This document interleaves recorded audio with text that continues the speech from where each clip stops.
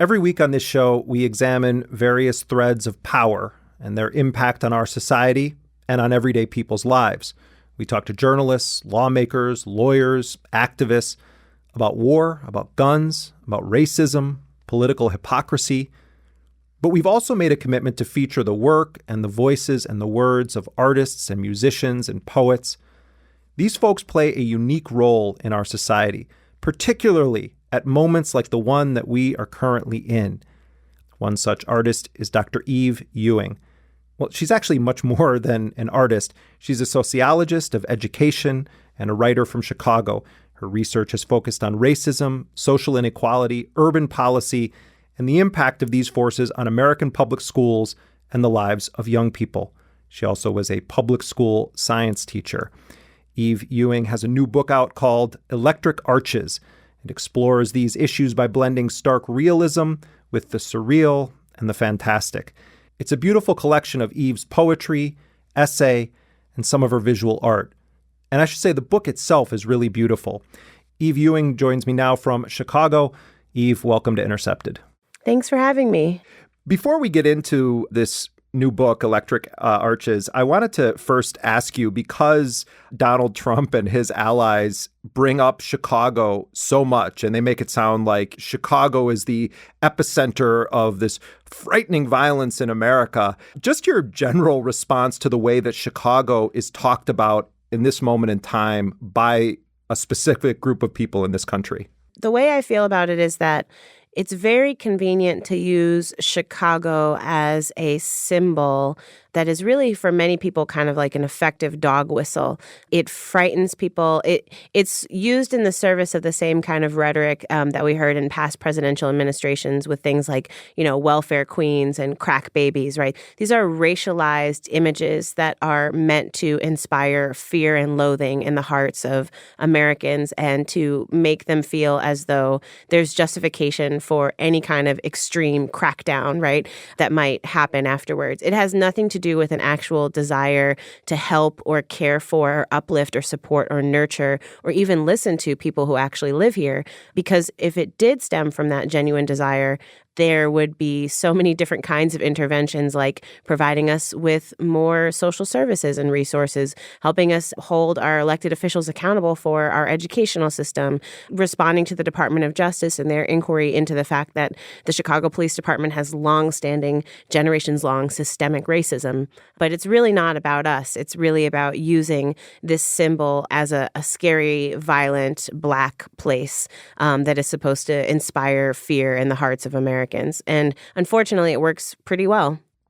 Right. And with this whole discussion now about guns in the United States and the school shootings, and now so many young people walking out, confronting politicians and political figures, the refrain from the right and from Trump is always, well, if you care about guns, why aren't you doing anything about Chicago? And the reality is that the overwhelming majority of the gun-related problems in this country are not coming out of Chicago. The problem is that we have a gun culture where people are addicted, and they're largely white males, to stockpiling very high-powered weapons.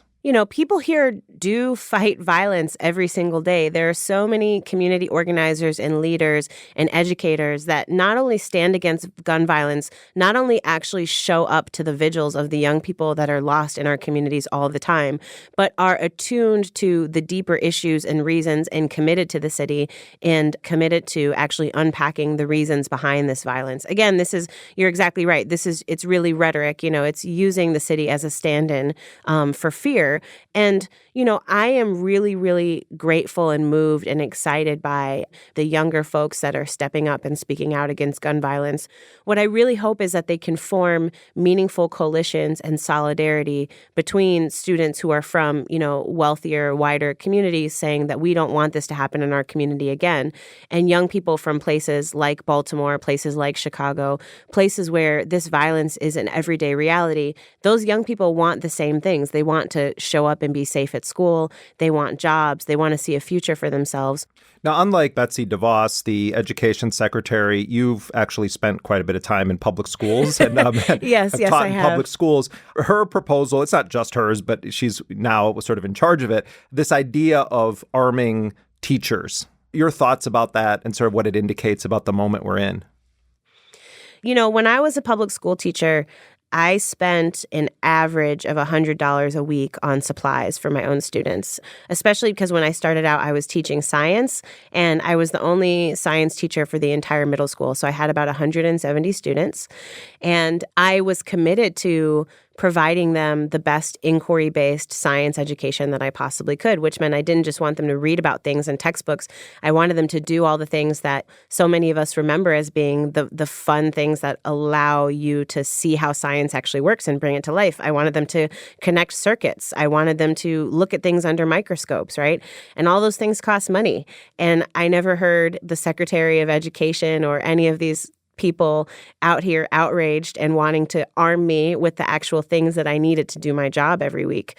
And so to hear these same folks in the name of protecting students or protecting lives talking about how we should arm teachers, many teachers have risen up and said, arm us with pencils, arm us with nurses, right?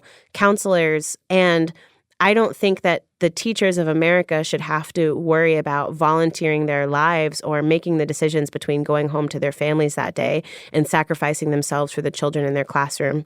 Well, and we've also seen videos that young people are posting of staff inside of schools assaulting students. And this is Absolutely. Not even having a gun. I mean, my real fear about guns in school is that these altercations where we've seen, staff at schools slamming black children down or putting them in a headlock or restraining them by extreme force or doing other things that may not be physical assault but are meant to humiliate them in retribution, in revenge for some perceived slight, that now you're going to have some of these hotheads in schools, not necessarily teachers, but other staffers who have guns. And what are those altercations going to look like now if those staffers have guns on them? We also already have police and these SROs, these security resource officers in schools. There are many, many students in this country that attend schools that have security or police presence and no counselors to help them get to college. That is despicable. And I think you're right. I think about the black children murdered across this country who will never get to make it to high school because somebody thought they were dangerous. I think about Tamir Rice. I think about Ayanna Stanley.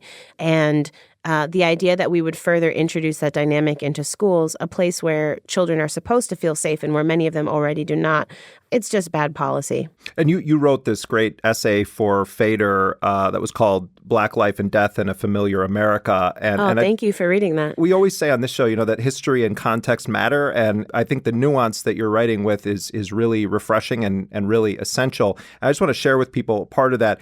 You were writing about Mount Greenwood, which is a neighborhood on the south side of Chicago that is different from what you might imagine the way that the south side of Chicago is talked about. And you write, Mount Greenwood residents became excited at the mere mention of his name, and for a moment, the altercation had the tone of a spontaneous campaign rally. They began to chant Donald Trump, and one of them directly addressed the young black woman holding the camera. Build that wall. We'll fucking put you on the other side, motherfucker. I watched him through a screen, through another screen, through the eyes of another. I closed my eyes and imagined what it would be like to look at him through a chain link fence. Was this an event that signaled to you that Donald Trump's vision for America was sort of alive and well, even in patches of this part of the country in Chicago that's talked about so much before he was even elected? Thank you. That was a beautiful reading. I really appreciate it. Yeah, so that piece was published the day after the election, and the event that I'm describing there took place before the election. During the Trump campaign and then right after he was elected, there was a lot of justifiable and understandable, fear, hand-wringing, and shock, especially from corners of liberal white America where people thought basically this was a referendum that made them realize that the America that they thought they lived in does not exist, or this election constituted a transformational historical event that somehow gave permission or highlighted, new forms of racism or new forms of xenophobia.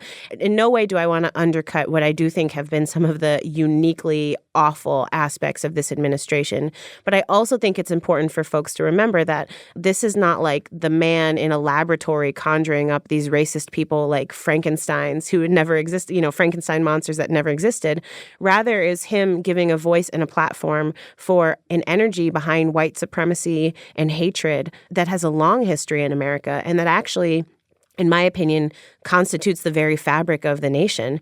And so I think that that's important to realize because it makes you understand that in order to conquer or change or transform the kind of hatred and vile evil that we're seeing right now, it's not just about these particular voters. It's not just about this particular election, but we have to be brave enough to confront and understand a history that is much deeper. I have to say, one of my most favorite pieces in your new book, Electric Arches, is the piece called The Device.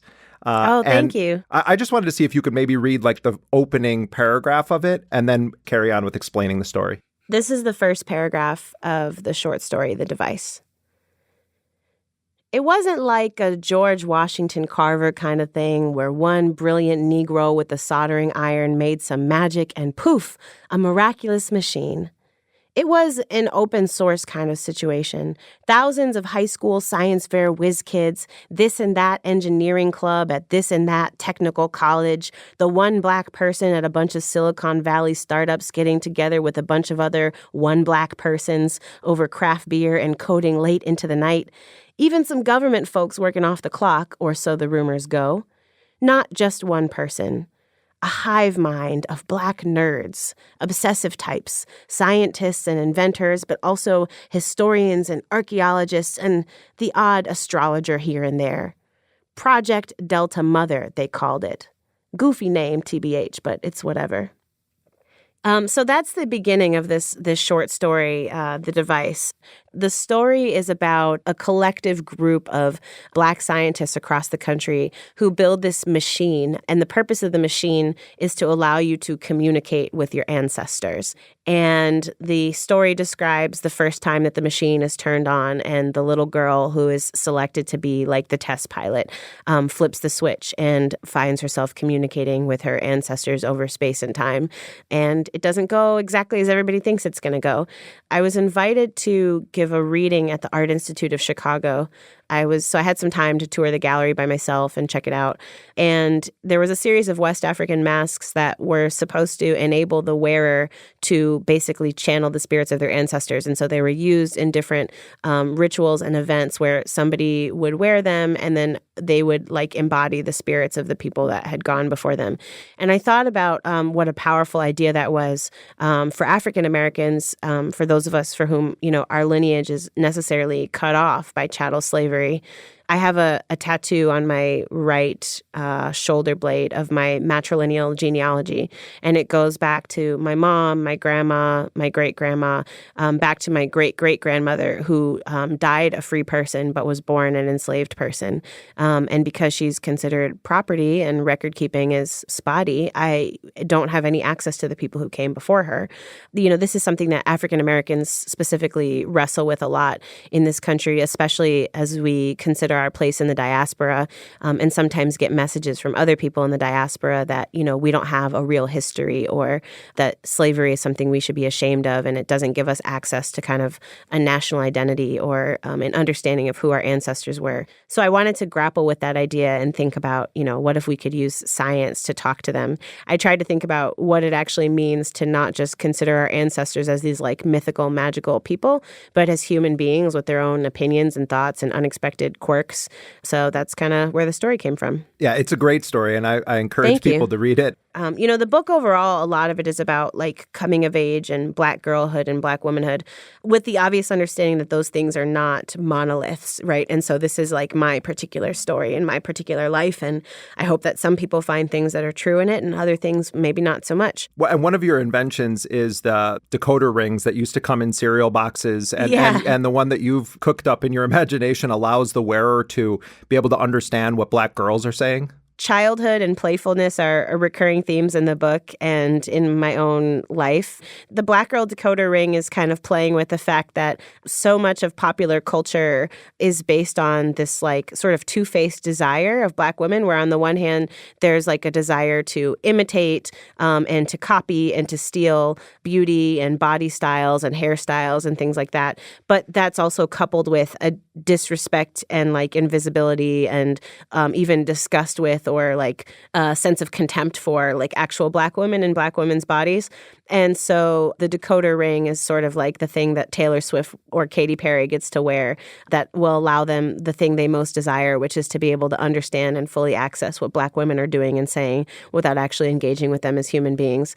And I thought about that kind of translational work and the idea of like this cereal box toy that you could get. Wow. Well, as we wrap up our conversation, I want to encourage everybody to pick up this book by Ewing, which is called Electric Arches. And Eve has generously offered to share some unpublished poetry with us today. And I'm going to hand the reins over to her to do a short reading here on Intercepted. So I'm going to read a poem from a new project that I have coming out in 2019. It's called 1919, and it's about the race riots that happened in Chicago in 1919. The poem I'm going to read is a persona poem, and it's in the voice of a train bringing Black people up from the South during the Great Migration to Chicago. And the poem begins with a line from the report that was commissioned by the state to evaluate the causes of the race riot. So that line is, "The presence of Negroes in large numbers in our great cities is not a menace in itself." The poem is called "The Train Speaks." Even now I dream of them, all my babies. Quiet nights in the rail yard when the little feet skitter beneath me, when the last of the strong men with his gleaming silver buttons has locked the door and laid his hands against me, warm palms offering a silent farewell. I see them, dancing in every passing cloud. My babies, my babies. Born unto me in the hills and green lands, loose threads catching in my sharp parts when they don't watch out, blistered hands hauling parcels of burlap as hefty and shapeless as bound cotton. They move like rabbits then. They look for a lash that isn't there, even them that never felt it. It's in their shoulders.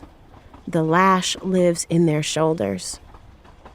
Long after the last biscuit is gone, when the sunrise brings steel mountains, my children look and look through the space I have made for them, the gift I prepared. They are safe within but can see without. They feel it before they know the words, then smile when it comes to them. It's flat. The land is flat. And they smile to think of it, this new place, the uncle or cousin who will greet them, the hat they will buy, the ribbons. They know not the cold, my babies. They know not the men who are waiting and angry. They know not that the absence of signs does not portend the absence of danger. My innocent children, my precious ones, I can never take you home. You have none. But oh, if I could keep you here, safe in my iron heart, I would never let you go out into the wind.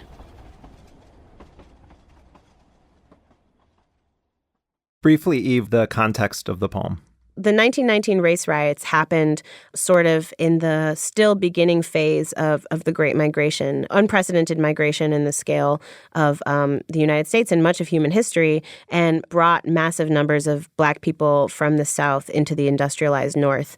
And my grandmother moved from Mississippi to the North when she was 5 years old.